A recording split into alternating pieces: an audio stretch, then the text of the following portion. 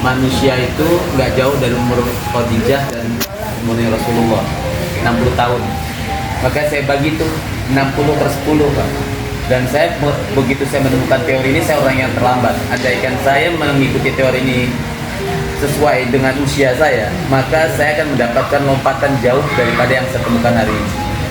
Jadi 60 per 10, 10 tahun pertama anak biarkan untuk bermain, tapi bukan berarti dia tidak sholat, bukan berarti dia tidak belajar disiplin, tidak belajar antri, mematikan lampu di kamar mandi, lalu keluar kamar mandi tutup lagi, mengembalikan sesuatu pada tempatnya.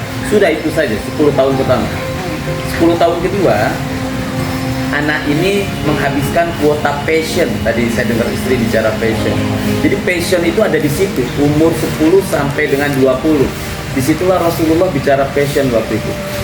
Saya termasuk orang yang terlambat bicara passion. Kadang-kadang kuliah aja kita salah jurusan, gara-gara ini jurusan kosong, jarang peminat, masuklah yang penting negeri, atau suka dengan yang penting beasiswa. Yang penting beasiswa gitu. Jadi saya orang yang salah bicara passion. Jadi anak-anak saya usia belasan, Jangan tersinggung. usia 10 sampai 19 sampai 20, 11 sampai 20 itu usia menghabiskan kuota gagal. Ternak kelinci gagal pindah. Tadi ada yang lapor lagi. Uki pindah, Bah. Aku kayaknya nggak cocok di ternak kambing. Aku mau pindah. Itu apa?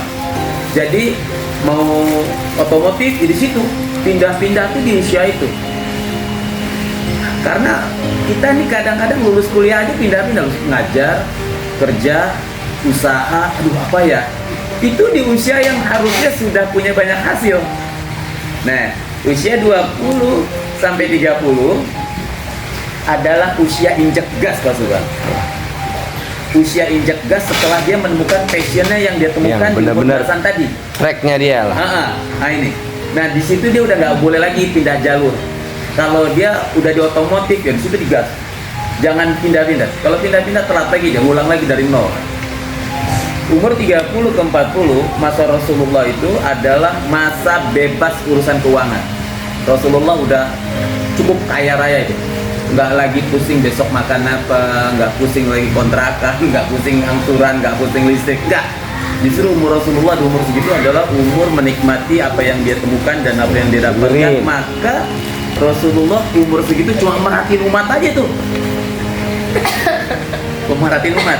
Saya orang yang terlambat tuh mengikuti itu. Nah umur selanjutnya 10 tahun berikutnya adalah 40 ke 50. Ini masa regenerasi. Semua isi kepala kita segera tuangkan, segera catat, segera susun, pindahin ke anak, pindahin ke tim, pindahin ke dibukukan, divideokan. Jadi tenang, nggak ada lagi yang ketinggalan di kepala kita. Nah umur segitu itulah Rasulullah mendapatkan wahyu, kenabian, tabligh. Dihabisi. Umur 50 ke 60 itu kita udah selesai urusan dunia. Udah, karena sudah dihabisi itu, udah ditransfer semuanya, tim-tim sudah berjalan dengan baik, dia tinggal hanya monitoring dan duduk rapi. Nggak ada lagi sholat jamaah, kenapa nggak kejar nanti? Nggak ada, umur segitu sholat aja sudah, karena yang ngerjain sudah ada, yang ngelakuin sudah ada. Nggak ada.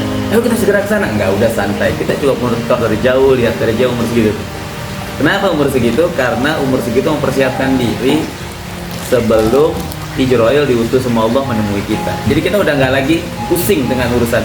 Itu 60 per 10 yang saya bagi. Maka saya mulai terapkan ke anak-anak. Jangan sampai anak-anak umur 20 tahun ke atas masih bingung passionnya. Aku tuh apa ya hobinya? Nggak ada. Bicara hobi lu bicara anak-anak tuh. Karena hobi itu munculnya di usia anak-anak. Kenapa? Jangan sampai anak-anak kita begitu besar, dia punya uang banyak, dia menghidupi hobinya. Libur sebentar, sepeda. Libur sebentar, mancing. Jadi kalau dia bisa hidup dari hobinya, setiap hari dia hidup dengan hobinya. Yang hobinya mancing kecil, kita fasilitasi. Biarin mancing aja, nak, selama tidak mengganggu sholat, tidak membahayakan orang lain, tidak merugikan dirinya. Karena aku ngomong terus, nggak apa-apa, nanya terus nggak apa-apa. Lah kalau mau jadi hotman, itu kan ngomong terus, nggak mungkin dia jadi pengacara dia diem aja, nggak mungkin kan. Kak, anak aku hobinya, ya Allah Kak, kalau udah mancing Kak, nggak apa-apa. daripada dia nanti udah besar ribut sama istrinya cuma gara-gara mancing.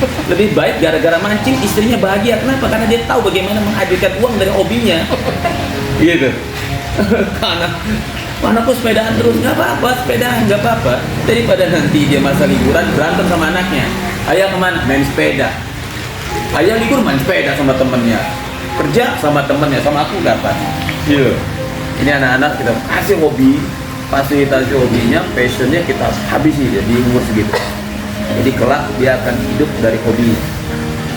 Karena banyak banget tuh orang yang sukses, yang berhasil dan hidupnya tenang banget dari hobi. Anakku hobinya jalan-jalan, kayak nggak apa-apa, nanti dia punya travel.